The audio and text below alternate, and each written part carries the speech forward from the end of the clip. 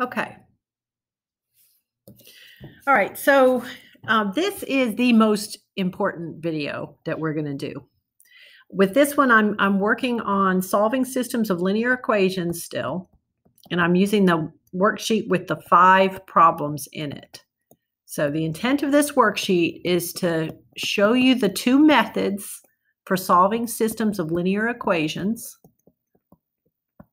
and to show you some special cases that can happen. So this one worksheet kind of is a good general guide to how to handle solving systems of linear equations algebraically, okay? There's 2 algebraic techniques. So you can solve by graphing, but you can also solve them using algebraic techniques, okay? I should maybe say, well, I just won't even write that. Okay, so you can solve them by graphing, or you can solve them kind of analytically using an algebraic technique that doesn't require graphing. Okay, one way is by using something called substitution. And then we're going to look at the other way of doing it, which we looked at in the previous example, which is called elimination, and it's also sometimes called addition. Both of them kind of hint at what you do in that process. Okay? So I'm going to show you both of these. I'm using the examples that you see on that 5-question worksheet. So on the first example, this is one where they're asking you to solve by substitution. So you have one equation, 2x plus 3y equaling -3. And the other equation is x equals 4y minus 7. Okay? All right, now with the elimination problem, I've got 2 equations, 5x minus 4y equals -6, and the other equation is 2x plus 5y equals -9. All right, number 2 would be best done using the elimination or the addition method, because the x's and the y's are on the same side, and the numbers out in front of the x's and y's, none of those are just a 1. So it's definitely best on number 2 to use elimination. Number 1 is definitely best to do using substitution, okay? And part of what makes it really nice here is how the x is already on a side by itself, okay?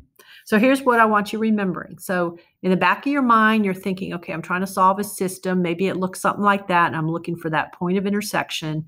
I've got these 2 equations here, and I'm looking for this common point between them. So that's what I want in the back of your mind. Okay, this is not really what the graph necessarily looks like. You're not going to solve by graphing, okay? Do not do that. It takes way too much time. You need to learn this algebraic process, okay? So here's the big idea on substitution that I want you to understand. So notice that at that point of intersection, the x variable in one equation and the x variable in the other equation, they're at the same spot. So they would have to be equal. So the x from here and the x from this equation would really be the same at that point of intersection, wouldn't they? And then doesn't that equal sign that you see mean that the x and this expression 4y minus 7, they have the same value? And so if this x from the first equation and the x from the second are equal at the point of intersection, and that's what I'm looking for, what I'm going to do is substitute the 4y minus 7 in for the x in that top equation. Okay, so this is the key. This is the key step right here. I'm going to take, and in place of that x that you have in that first equation, so right here where I used to have the x, I'm going to substitute 4y minus 7 because x and 4y minus 7 are equal to each other. So I should be able to replace one with the other. They're equal. That's what you should show. That's what I should see if you're using substitution. Something that looks like that, okay? So where the x used to be, you put 4y minus 7. So see how there's y's everywhere on that? Here's why it's helpful, because now we just have a linear equation in one variable like you worked so hard to solve back in chapter 2. So I'm just going to distribute. That's going to give me 8y minus 14 plus 3y still equals -3. The 8y and the 3y are on the same side of the equation, so I'm just combining my like terms. Okay. Once I get to there, I need to work on getting the y by itself, and I need to go across the equal sign, so that's when I'm going to do the opposite. I've got too many ones on there. I'm going to add 14. Since this was minus, I'm going to add 14 to make that go away. And if I add 14 to the left side of the equal sign, I've got to add 14 to the right? So I'm jumping across that equal sign. I have to be careful. So this is going to be 11y equals 11. Okay. And the 11 is being multiplied by y. So to get rid of it, I need to divide. And if I do that to one side, I have to do that to the other. And 11 divided by 11 would be 1. So here what we did is we used substitution. And when we did, we put the 4y minus 7 in place of the x in that first equation. And at that point, we have now an equation with just the one variable in it, just the y. And so all we got to do is work out that equation, and we'd find out what the y is. Now, that's not the end to this problem. See, y equal 1, that's really just the horizontal line that goes through this point of intersection. It's a new line, but it still goes through that point of intersection. So what you basically have right now is the y coordinate of the point. All right, you need the x coordinate. So that means you're going to have to go and pick back up one of those equations that also had an x in it. The easiest thing to get is this one, the x equals 4y minus 7. Because the x is already by itself. So if you take y equal 1, so you're at that spot where y equals 1 and you're looking for the x at that spot. So what you're going to do is you're going to put that y equal 1 right in here and then figure out what the x is going to be. So when you put in that y equal 1 and you work it out, you see how it's really nice and easy because it's all just an expression that you have to simplify. So you wind up with x being -3. Okay. So then what you want to do is realize what you got. Your ordered pair would be -3, 1. You always put the x first and the y second. Okay. And see that x that you just found, that x equals -3, that's really a vertical line that goes right through that point of intersection. And so it's like, don't just write y equal 1 and x equals -3. Those are lines. Put it together as the point -3, 1, because that's what you're trying to do, is find that ordered pair. So this would be your solution to the system. All right, now one thing you're going to really like about these problems is you can easily know whether you're correct. You already know that point satisfies the second equation because you used it to find the x coordinate. Here's your check. Take the equation you didn't use, which is the 2x plus 3y equals -3. And if you plug in a -3 and a 1, does it wind up giving you the -3? So the -6 plus 3 does give you -3 like it's supposed to. So you know for a fact you're right because that point satisfies both equations, and that's what you were looking for. Okay? So that's the substitution method. Let me squeeze that in a little bit so you can get the big picture for a second. Pause the video and look at it if you need to and get good notes on this. Okay. Because the x was already on a side by itself, this is clearly a problem that you would want to use substitution on. It's definitely going to be easier. And it's called substitution because what you're going to do at some point, since the x's are the same at that point of intersection, you're going to substitute the 4y minus 7 in for x. Because if x and 4y minus 7 are equal, then you can replace one with the other. And then by doing that, the only equation you have, the only variable you have in that equation is the y. And so now you're able to figure out the y coordinate in this case, and then you go back to get your x. Then if you've got time, you can check them, make sure that you're right. Okay, so problem number 1 is the typical substitution. One that's clearly substitution method. And then number 2 is the typical elimination. And really by that, I really mean this is the problem where elimination would definitely be the best thing to do, okay?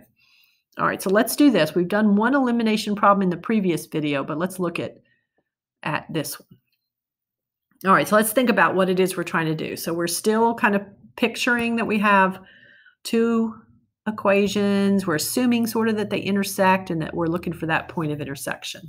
But the method we're using this time is called usually elimination or sometimes the addition method. So the gist of it is we're going to want to add the two equations together and have one of the variables cancel out.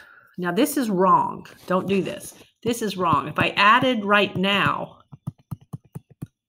neither the x nor the y cancels out. Okay, so it didn't get me anywhere. It just gave me like a third equation that goes through that point of intersection, but it's not helpful. So you don't just add the two equations.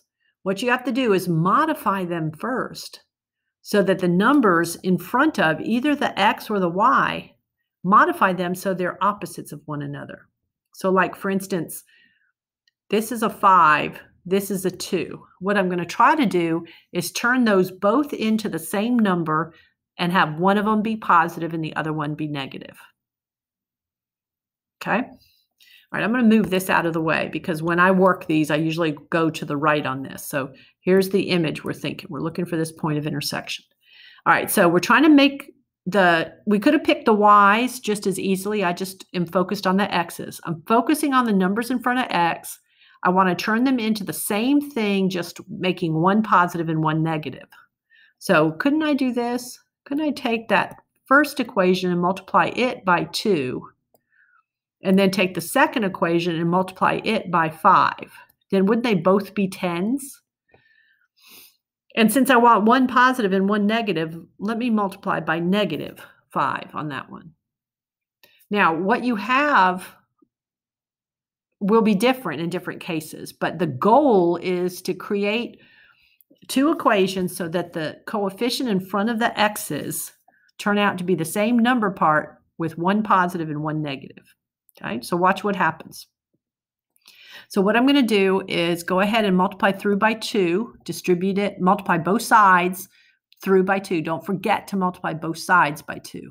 In fact, I should write that more carefully. I think I will. Okay, rather than making it look like a distributing, let me make sure I'm actually going to be multiplying this side by 2 and this side by 2.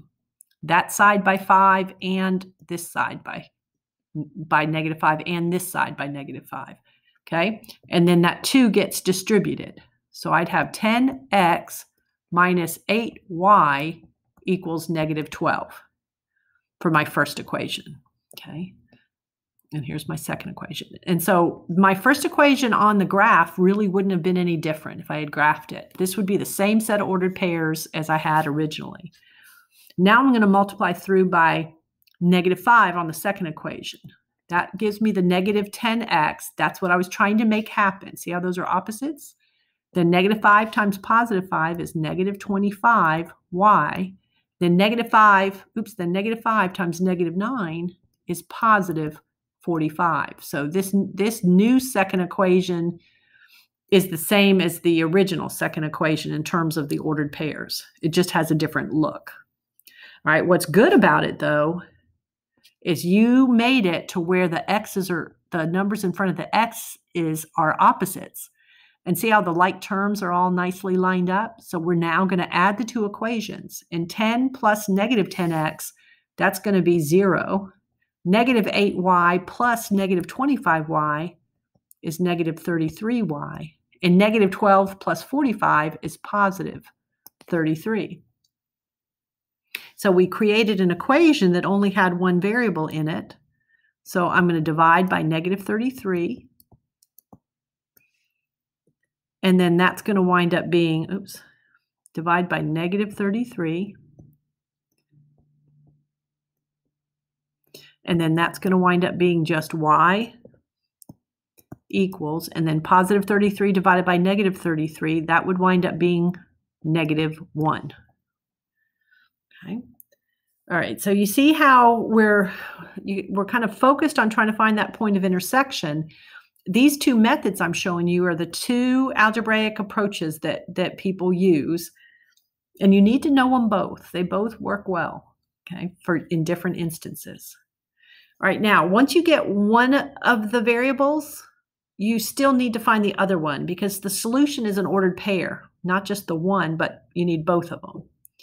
So what you do is you take either equation, they both contain that point you're looking for, and we already know that the y coordinate of that has to be negative 1. So it doesn't matter which one you do, take either one. I usually take the one that has mostly positives. So I'm going to take the 2x plus the 5y equals negative 9. Could have used the first one, but I just chose to use this one.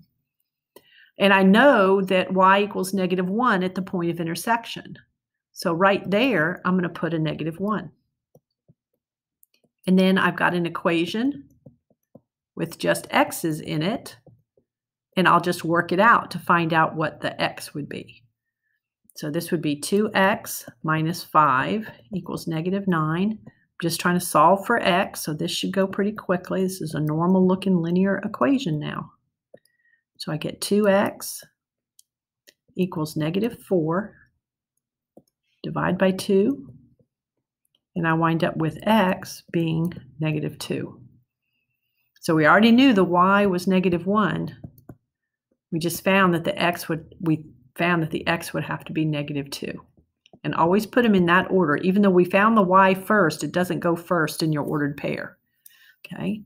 Now, we use the second equation to get the x. So my check would be to take the first equation and see if when you plug in a negative 2, plug in a negative 1 to see if we do get negative 6. Okay, so that's negative 10. That's plus 4, which would be negative 6. These problems, I can check them real easily and know I'm right. It's one of the things I like about it. So I know this is correct. So that's what you're doing when you're solving a system, is you're looking for the point of intersection. You kind of assume that it has a point of intersection, okay? That your two lines intersect somewhere and you're looking for that point of intersection. So that's the type of thing that's going to be an answer. And then we just, the top two problems of the worksheet, we looked at a classic substitution where substitution would be the best thing to do, and a classic elimination where elimination would be the best thing to do. Okay? And on number 2, I chose to get rid of the x's, but I could have done that same process and gotten rid of the y's, because I could have multiplied the top equation by 5 and the bottom equation by 4, and that would have also been a good thing to do. Okay? All right, I want to, I think I'll stop this video because I think it's already gotten kind of long.